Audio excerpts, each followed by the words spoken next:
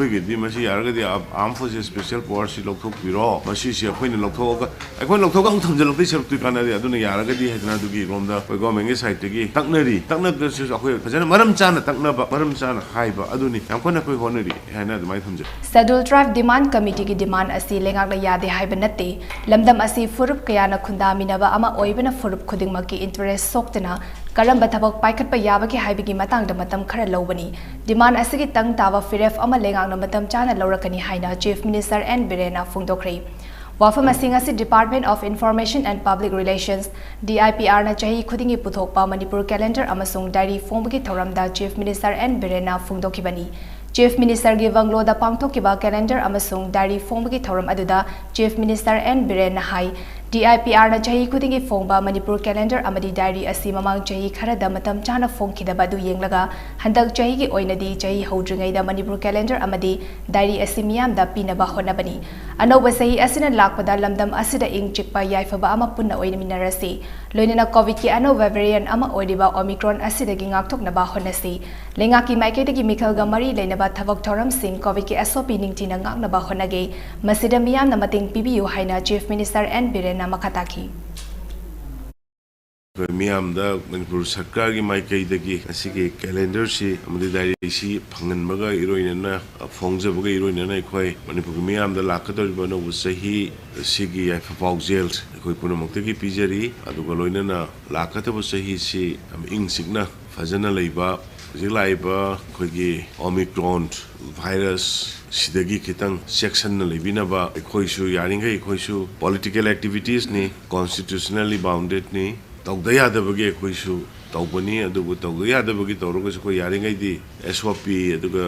leiriba restrictions ni maintain tawruga tawna khoi site ki jo hona jage da miyam su adugi cooperation review government gi oiba khoi gi oiba stand si leiriba community mayam ama leiminabani na amana amagi interest hongna da bada kramaina tawbo yage habu tawna bi chumno khoi observation tawboga loina na khoi madugi way out ma puthona bukhona bani mogida yade moi du tawroi habu leite aduna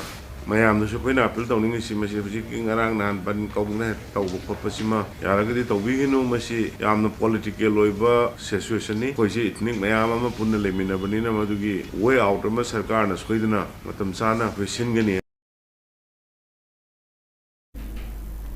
Manipur ki ahanba Omicron positive oiraba miyoi adugi active surveillance report ki matangda amadi Armed Forces Special Powers Act 1958 lawthokpagi matangda paumi singna hangba wahang amagi paukhum piraduna Chief Minister na makata na hai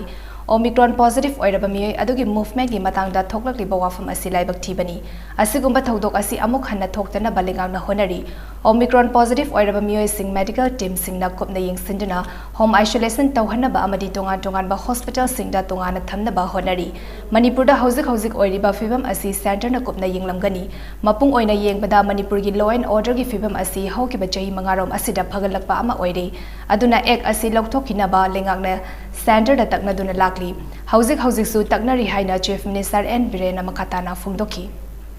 Biren thangdana maina tawbusi am laibak thibuni adubu hoi matungda di amona thokdana ba Biren tawbu thengnaba matamda yumda ma ga yumdu daida khoi doctor hospital gi covid gi scenario ba kangbu sing chalaga masada mayum gi phibam yengaga thamuba or either khoi gi hospital gi hujiki hospital si am kone rush oidabani na separate area ra thamba ina maina khoi plan amadi tawjare Armed Forces Special Power si lokthokpa yarabra yadabra ina committee semaga yengchini haibugum gi pota khoi gi chi Nagaland ga khoi ga numai khoi gi kenoni leiri sam han khoi su leiri ba mayam si suspension of operation da leiri ba mayam adigi wari sasi ya da ba leiri ba mayam hair ba punam maksi center government loina yenganguni adubu overall da di khoi gi law and order si last 4.5 year 5 years si da phare khoi gi di masi yarga di Armed Forces Special Power si lokthok biro masi si khoi ni lokthok ga thamjal lokti saruk tu kana di aduna yarga di hajna dugi romda khoi government gi side gi takna su khoi fajana maram chana takna ba maram chana haiba aduni yam kona khoi honari haina adumai thamjage